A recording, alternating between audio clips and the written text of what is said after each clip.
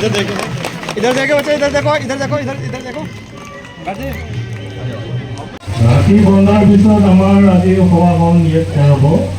তোমালোকে সময় অনাহত ফটো বা কোনো ঠাইত ভৰ্তি কৰি ঘৰ যাব। ৰাহুল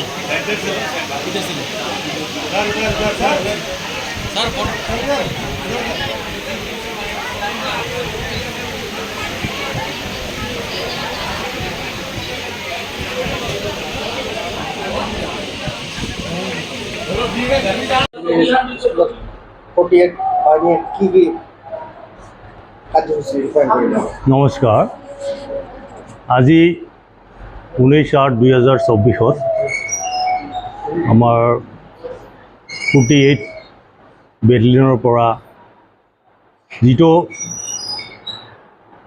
মুখ্যমন্ত্ৰী বৃক্ষৰোপণ যিটো আঁচনি, সেই বৃক্ষ আন্দোলনৰ সেই কাৰ্যসূচীৰে আজি ইয়াত আমাৰ গছপুলি ৰুইছে।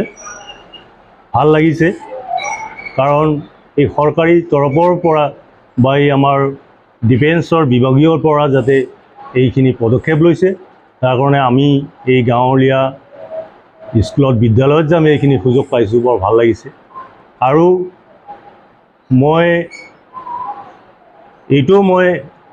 অনুৰোধ ৰাখিছোঁ যাতে এই আমাৰ বিভাগীয় তৰফৰ পৰা এই গাছবিলাক ৰুলে নহ'ব, যাতে এই গাছবিলাক ৰক্ষণাবেক্ষণৰ এইটো যাতে সুব্যৱস্থা কৰে বা থাকি যায়, তাৰ কাৰণে মই আবেদন কৰিছোঁ।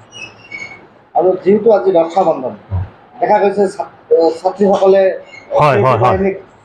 হয় বৰ সুখৰ কথা।